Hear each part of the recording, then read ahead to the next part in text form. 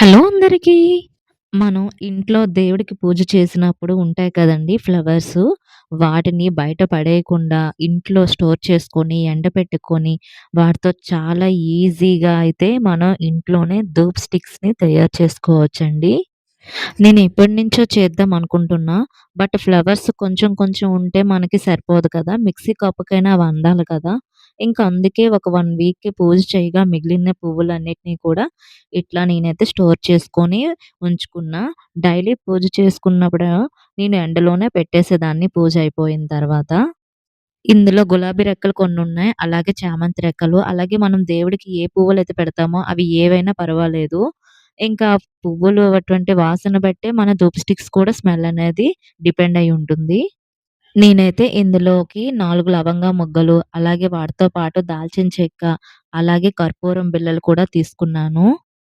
అలాగే నా చేతిలో చూసారా ఇవేంటో అనుకుంటున్నారా? ఇవైతే అగరవత్తులండి. మేము మార్కెట్‌కి వెళ్ళినప్పుడు అక్కడ ఒకరు మమ్మల్ని మోసం చేసి ఈ అగరబత్తులైతే మాకిచ్చేశారు. మార్కెట్‌లో రూ. 50కి 3 కట్టలన్నారు. సరే బాగా తక్కువకొస్తున్నాయి, మంచి స్మెల్లొస్తున్నాయి కదా! అని తీసుకున్నాము. కానీ ఇంటికొచ్చిన తర్వాత ఓపెన్ చేసేసరికి చూసారా ఎట్లా డ్యామేజ్ అయిపోయి ఉన్నాయో. నేనైతే ఈ ఊదొత్తెలని దీపం పెట్టినప్పుడైతే యూజ్ చేయట్లేదండి. నాకు పెట్టాలనిపించట్లేదు. సరే ఇంక ఇందులోనైనా కొన్ని కలుపుదాం మంచి స్మెల్ అయినా వస్తది కదా అనుకున్నా. అలాగే కొన్ని ఒక 10 ఊదొత్తులైతే నేను తీసుకొని ఇందులో యాడ్ చేసుకున్నాను. ఆ మధ్యలో ఉన్నటువంటి స్టిక్‌లా ఉంటది కదా! అది తీసేసాను. దాని పైన ఉన్నటువంటి పొడి మాత్రమే. వాటితో పాటు మేము ఇవి కూడా కొన్నామండి. చిన్న చిన్న ధూప స్టిక్స్. ఇవి కూడా అన్నీ డ్యామేజ్ అయిపోయాయన్నమాట. ఇవి సెకండ్ హ్యాండ్‌లో ఏమో మరి నాకు తెలియదండి. ఇంకా ఇవి కూడా తక్కువకే ఇచ్చారు తీసుకున్నాము. మంచి స్మెల్ అయితే వస్తుంది. కాకపోతే అన్నీ చిన్న చిన్న ముక్కలన్నమాట.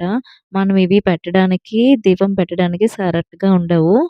చూడండి ఒక ప్యాకెట్ తీసుకుంటే అందులో 1 లేదా 2 మాత్రమే బాగున్నాయి. మిగతావన్నీ ఇట్టా చిన్న చిన్న ముక్కలిచ్చేశారు. వాటితో ఎలా పెడతాం చెప్పండి మీరైనా. ఇంకా మనదే తప్పు అనుకున్నా. ఇంక సరేలే వీటిని కూడా యూజ్ చేయొద్దు అని చెప్పి అట్లానే దేవుడి గదిలో ఉంచేశాను.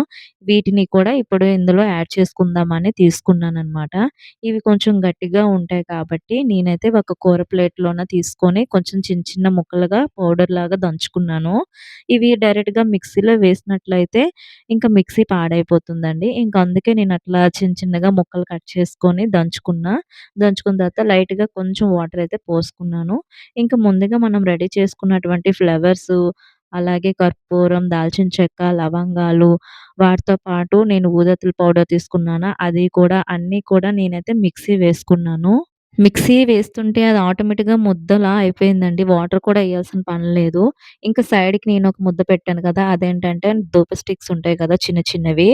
సాంబ్రాణి గొడ్డలంటారు. నేను ముందుగానే నానబెట్టుకున్నాను కదా! వాటిని కూడా సెపరేట్‌గా మిక్సీలో వేసుకున్నాను. అది కూడా ఆ పేస్ట్ కూడా నేను తీసుకున్నాను. ఇంకా అందులో కొంచెం గంధం గాని, పసుపు గాని ఏదైనా వేసుకోవచ్చు. నేను రెండిటిని కూడా మిక్స్ చేసుకుంటున్నాను. చూసారా? అసలు మనకి వాటర్ కానీ ఇంకేం అవసరం లేదండి. ఇదే ముద్దగా ఉంది. ఇందులో కొంచెం మనం నెయ్యి వేసుకోవచ్చు. అలాగే గంధం పొడేసుకోవచ్చు. నేను కొంచెం అయితే దీపం ఆయిల్ అయితే వేసుకుంటున్నాను. దీపం ఆయిల్ లేనట్లయితే కొబ్బరి నూనె కానీ, నువ్వుల నూనె కానీ, లేదంటే కొంచెం నెయ్యి కానీ వేడి చేసుకొని వేసుకోవచ్చు. నాకిది అవైలబుల్‌గా ఉంది కాబట్టి వేసుకున్నాను. జస్ట్ మరీ అంత ముద్దగా కాకుండా, మరీ పలచగా కాకుండా మీడియంలో జస్ట్ అట్లా మీకు తెలిసిపోతది.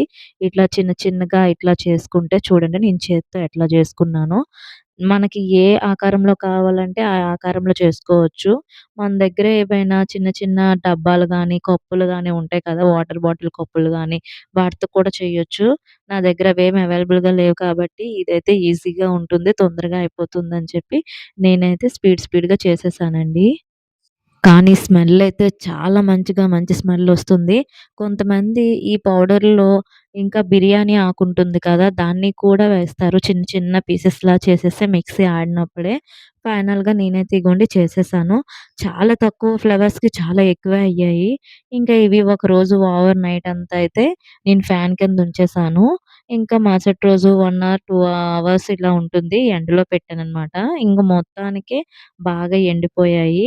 ఇంకా ఈ దీపం పెడదామని చెప్పి ఎలాగా యూజ్ అవుతున్నాయో చూడాలి కదా! ఇవి కూడా చూపించుదామని నేనైతే ఆల్రెడీ ఒకటి వెలిగించాను. సో, మీకు కూడా లైవ్‌గా చూపిద్దామని చెప్పి ఇంకా మళ్ళీ ఇంకొకటైతే వెలిగిస్తున్నాను.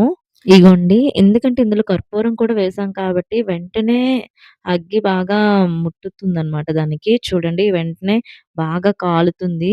కాలుతుంటే నాకైతే మంచి స్మెల్ అనిపించింది. చాలా మంచిగా వస్తుంది. బయట కొంటాం గదా! ఎట్లా ఉంటాయో ఇది కూడా అంతే స్మెల్‌తోనుంది.